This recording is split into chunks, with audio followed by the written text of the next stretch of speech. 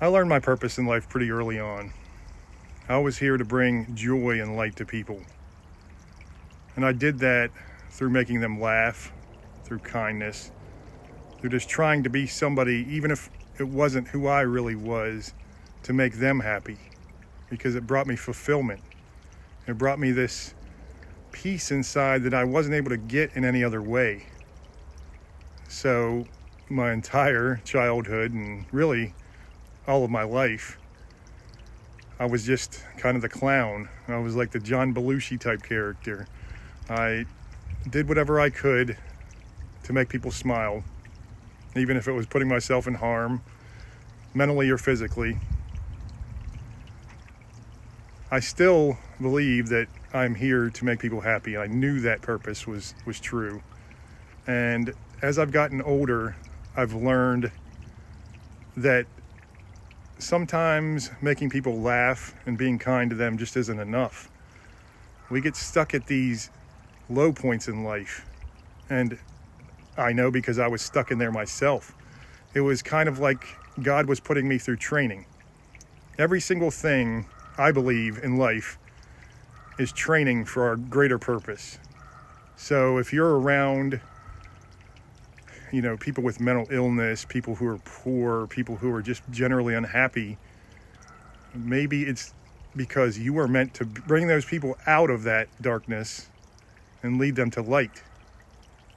And that's what I believe has happened to me. I was around mostly, lower middle class, a lot of times the poor, and it didn't matter to me. I was friends with everyone I could be, anyone who would accept me. Oh, and those people who didn't accept me, it really bothered me. I was like, how can I make them like me? How can I be a person they want me to be? But sometimes you just have to accept that people are just going to either like you or not like you, or just be generally unhappy or happy. There's really nothing you can do a lot of times. You try your best if you feel like you should, but don't let that change your level of inner peace and happiness. So I was around all these people, and my friends and I, as we were younger, we had so much fun. We had the best time. I mean, we were ripping and running, partying every chance we could. We just got jobs delivering pizza, so we had almost zero responsibility. It was one of the best times, and I'm so glad that I got to experience it. I met so many great friends. But then came time to have a real life, settle down, start thinking about a family. So I got a real job where, I had to actually learn a skill and learn to do something productive instead of just driving around. Not saying that delivering pizza is not productive, but it's not a skill that can really get you through life most of the time. Some people it can. If you can, that's awesome. I would love to do that my entire life. But so I felt like, because my father and the older generations in my family, they knew you had to build some kind of skill in life. You had to have purpose in making this world a better place, starting with your family. And if you were just a lazy loser who only cared about having a good time, that led to nothing but heartache and depression. And lack of purpose is the worst depression you can have, because we all need that purpose. We're all here for a specific reason, whatever that might be. And only God knows that, and only God can show you. I'm just telling you about my purpose, because my purpose was to spread light, to be a sort of spiritual guide, to be a hope bringer. And I think about it really as, think of a ball player, okay? So a ball player, they can be great in the lower levels, like high school or college. They can be amazing just getting by on raw talent and skill. They don't have to learn the intricacies, that's an easy word to say, of the game. In my case, I'll talk about football because football is what I played, and I was an amazing high school player, and I knew nothing about the sport. I knew nothing except for what I was taught, and I knew exactly what I had to do as an offensive tackle, the left offensive tackle, and I knew nothing else. I knew nothing about what was happening all around me except for, maybe the person right next to me, and that was it. I knew nothing about even simple things like screen passes and, how you couldn't go downfield.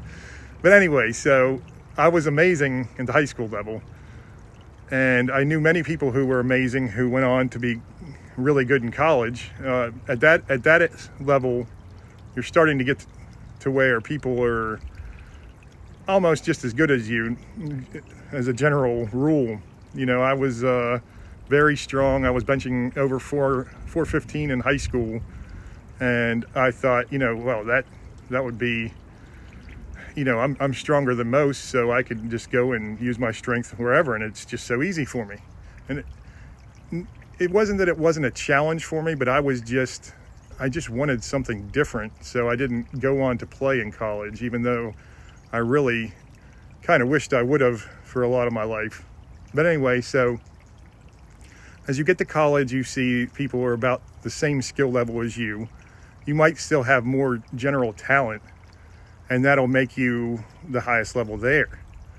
But as you get to the pro level, oh man, you are around people who are the best of the best. So your talent and your natural skill does not matter that much anymore.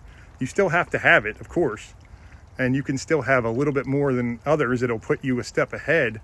But if you don't put in learning the techniques, if you don't learn to study the film, if you don't learn about, footwork and all the different things, you're going to fail miserably. That's why you see so many amazing players coming out of college, and when they get to the pros, they are just awful because they think they can just slide on their skill. And I thought when I got to the later part of my life that I could always just bring people light and happiness by making them laugh. But over really about a couple decades, I started to learn that wasn't enough anymore. People were so unhappy. They were so stuck in the darkness, and I was stuck in the darkness, and I didn't know how to get myself out of it. So how was I supposed to make other people happy and get them out of the darkness, which, like I said, God showed me as my purpose, and I knew was my purpose? Well, I just went into a deeper depression because now I no longer had that purpose either. And that was the driving force in my life. I wanted to be either a comedian or something like, I'm an awful public speaker, so comedian wasn't really, a comedy writer or anything. Just even going to sit down at a restaurant with people and making people laugh was enough to make me feel like I mattered in life. So what do you do when your entire purpose and everything you knew doesn't work anymore? Everything you knew is wrong. And you're stuck there and you're like, wow, this is a living hell that I've been stuck in. You feel cursed. So, like the ball player, like a ball player who was run out of the pros because they found out that I wasn't good enough when I got to that level. I was stuck there and I didn't know what else to do. So finally, it was like me sitting on the couch, and I figured if somebody would just show faith in me one more time, maybe I could find that purpose again. But I asked God, and it's like pretend God is the coach in this situation. I called the coach and I asked him, the best coach that I know, and I asked him, please, just give me another chance. If with your teaching, I can be the best. And even though I didn't have that mindset yet, I expected that coach to call me back, and I never got a call. And not until I realized, hey, my phone was on silent the whole time and I hadn't been checking it. As soon as I turned on that phone, bam, there's the coach calling. There was God calling me, and he told me that, yes, that is my purpose in life. I am supposed to bring light to people. That is exactly what I'm supposed to do. The thing is, I won't be able to figure out how to do that in these new situations without his instruction. So I just changed completely. I realized, hey, you're right. I understood finally the reality that I wasn't good enough to play at this level. I wasn't ready to take that step up. But here was this coach that was going to show unwavering faith in me, and I had unwavering faith in him.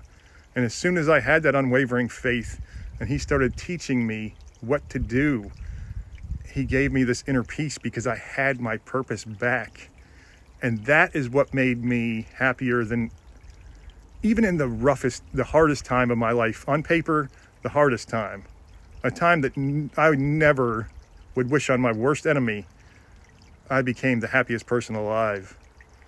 I was rising above the darkness. Finally, I knew my purpose again, and I was able to start learning to bring people from the darkness and doing it in a different way of just making them laugh. Now, just making people laugh is an amazing tool that God gave us. But that's rookie stuff. That's something that a lot of people can do on those lower levels. And it's still an amazing thing to have. I mean, comedians, I think, and people who do make people laugh are some of the most important people in our society, and they are highly underrated. I mean, there was jesters and different Native American tribes had people who were just there to make people laugh, and because they knew, hey, we can't sit around being miserable all the time. We have to have some sort of way to pick us up. And at that higher level, when people were stuck in the darkness, sure, laughter isn't going to work by itself. You have to have laughter with showing them that they can find their purpose, because that's what truly made me happy. So God showed me that that's what could make other people happy. I'm not one to say, oh, I know your purpose, I can help guide you there.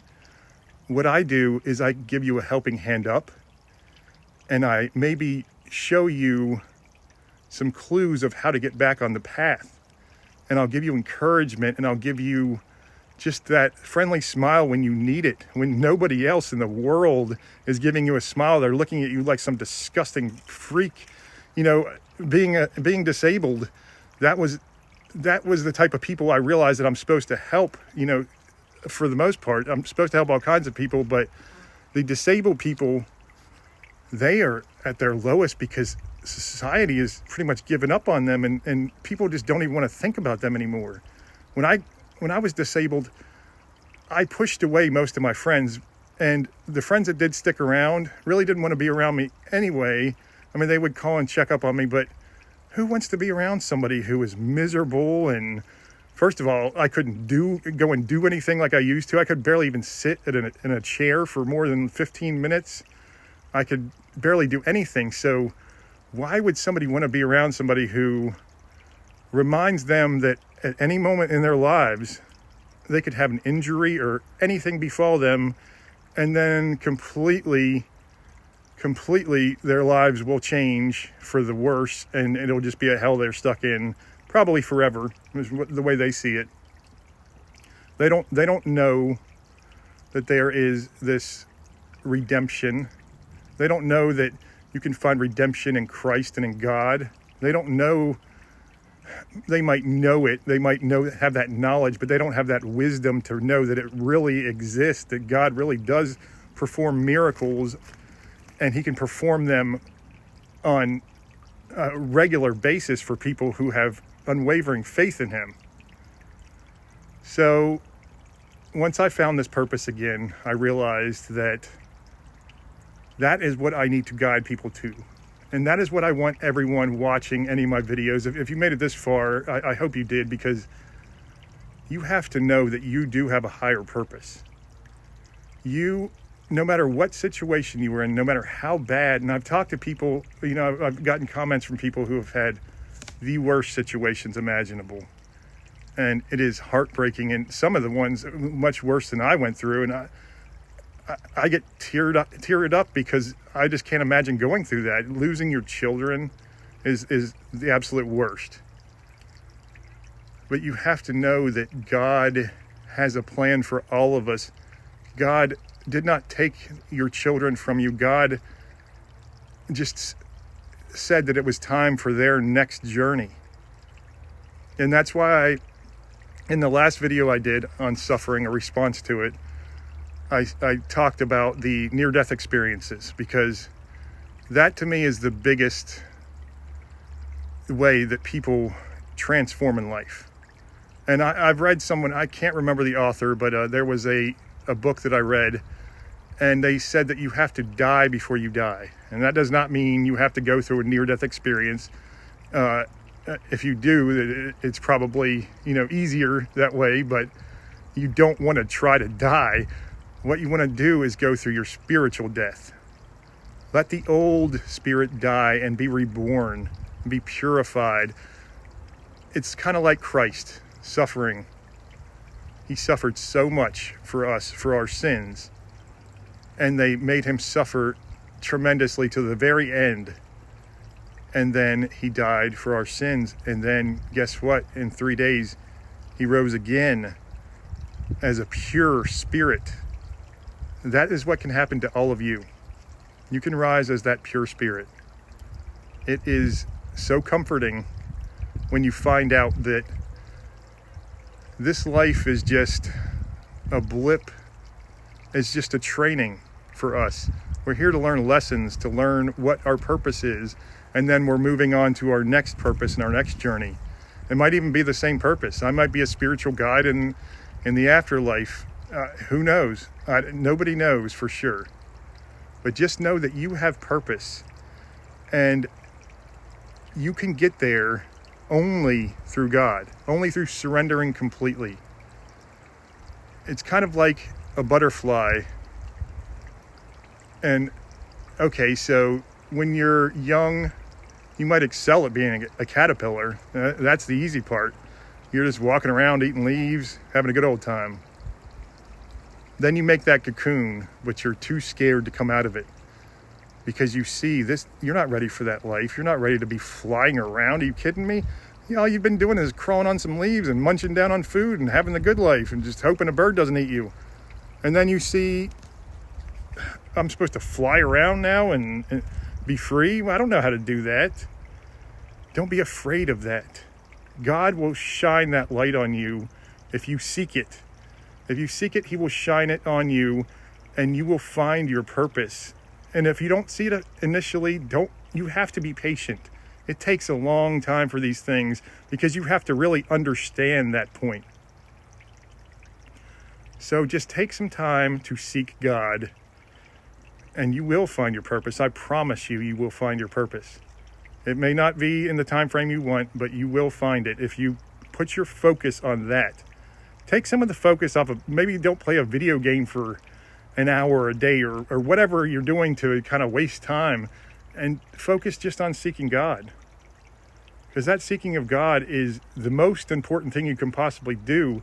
So I learned to take as much time as I need for it now, because nothing should be put on hold for that. Everything should be put on hold for the seeking. It's just incredible once you see that light and then you break from that cocoon and you're finally that beautiful butterfly, and feeling that wind beneath your wings is just, it's a miracle every single moment that you experience it for the rest of your life. And then it's on to the next miracle. All right, that's all I got today. God bless.